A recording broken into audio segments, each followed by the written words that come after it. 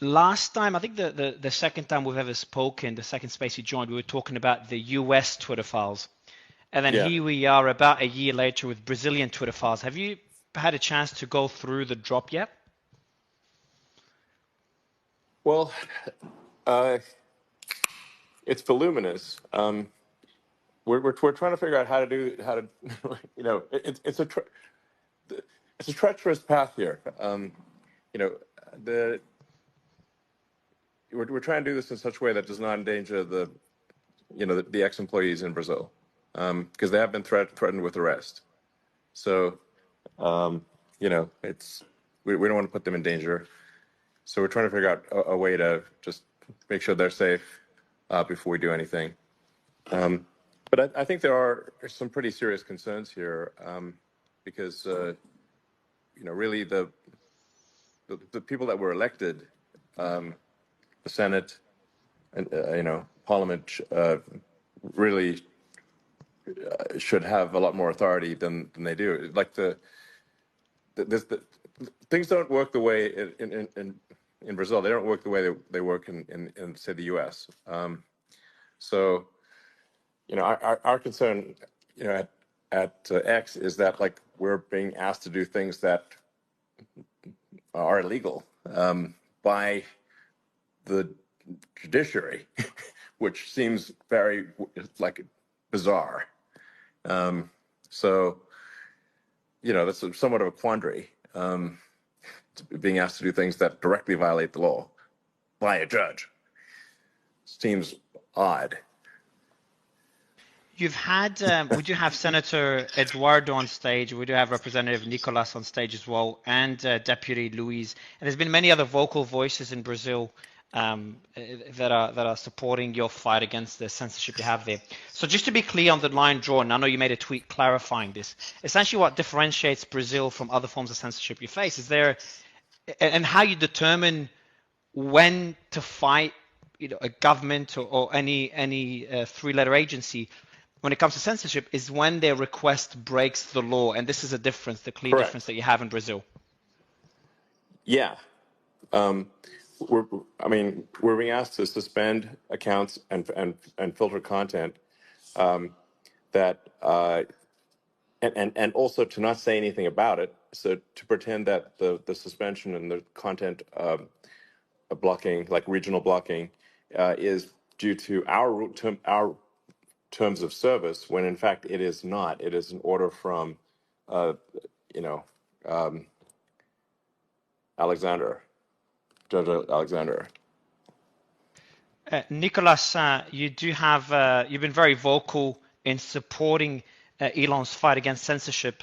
You've got Elon on stage now. I want to give you the mic first, Nicolas, Representative Ferreira, to ask Elon any questions and kind of give your thoughts on Elon's fight against censorship. Okay, thanks. First of all, I would like to thank Elon Musk for the opportunity to fight for my country, for his courage. Thank you so much. You don't even know how much it means for us. And I believe everyone wants to hear you. And I would like to ask you a question. How do Twitter files came out? Because there's a confusion among people that Twitter files only appeared because of Alexandre de Moraes, which is not true. It starts after the presidential elections in the Biden government when you unleash the files of Twitter. Can you Yeah. explain that for us, please?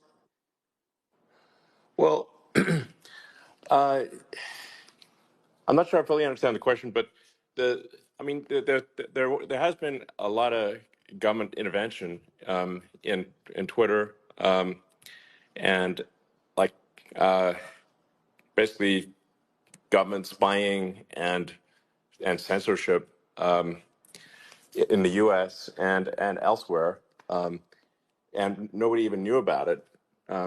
So when I acquired the company, I'm like, okay, we're just gonna just. One of the people that are the most prominent victims of that level of censorship. And Elon, we were talking about it earlier. Thanks for joining again, Elon. It's good for you to jump in for the third time. But the thing, Elon, we were talking about earlier is not only censorship of journalists, but they're taking it a step further where it's becoming a prosecution. And we had the senator and the representative talk about it on stage, and I tweeted about it.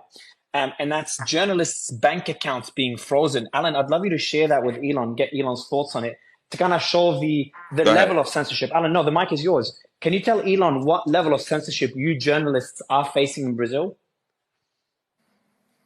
Sure, definitely.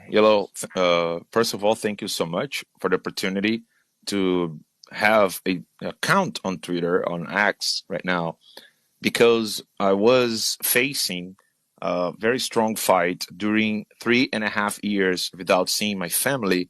My company, Terça Livre, needed to move to United States to keep doing journalism.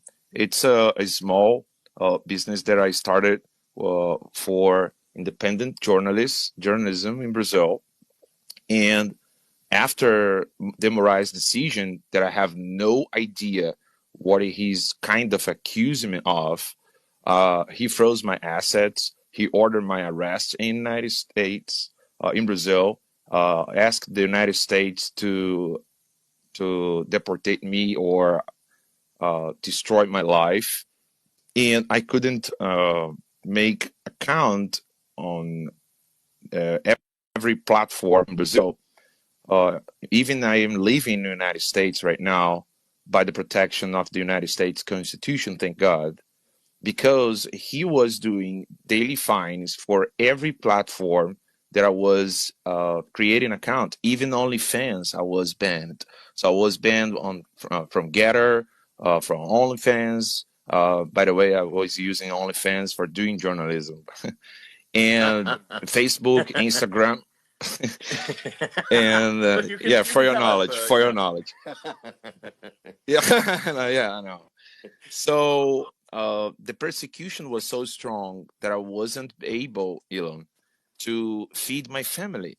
My daughter is facing recovering from meningitis and encephalite, and I couldn't send money to my family, my daughter, because he froze my assets, and he was doing daily fine against the platform because I was creating accounts. So that was a crime, creating accounts, and because I gave you money, Elon, because I bought the yellow the yellow badge for my company, and today the press in Brazil was saying that I was being helped by you just because I've got the yellow badge for my company. So this is how crazy it is.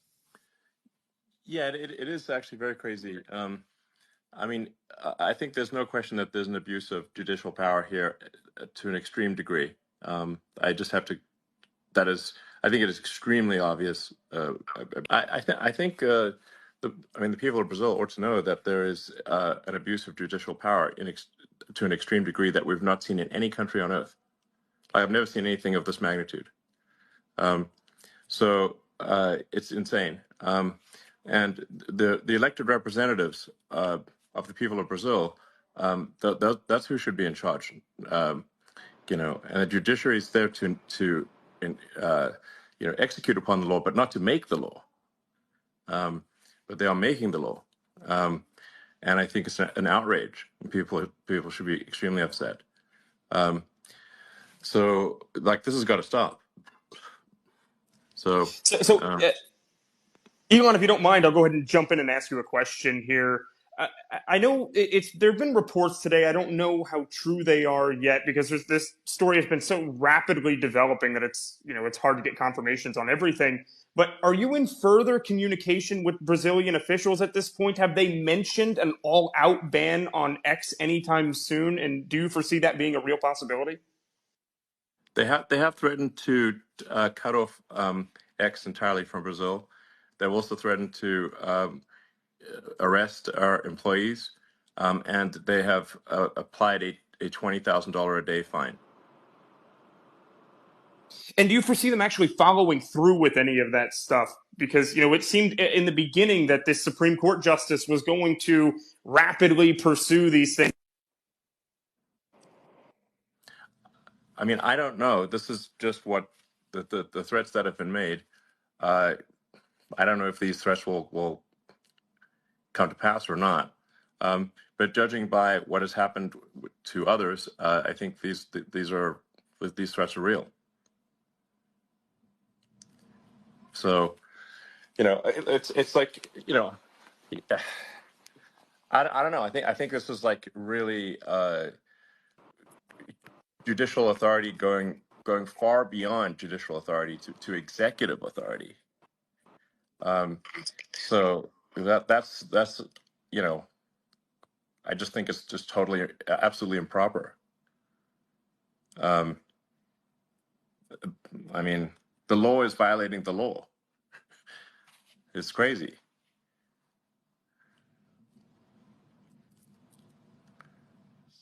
So Nicholas wants to speak. Can you hear me, guys? Yes. All right. I can hear you. Yep. Elon, just to let you know, after starting to ask you for more information about your allegations, the Brazilian Supreme Court had just opened investigation against me because I said in my United Nations speech that Lula is a corrupt. It's crazy what's happening here in Brazil. And in the elections, presidential elections here in Brazil, I was a victim of what is happening here with the accounts that are being blocked. After the Brazilian elections, my account was banned both on X and Instagram and Facebook. To this day, I do not have access to the process, and I do not know why the accounts were banned. That's what's happening here in Brazil.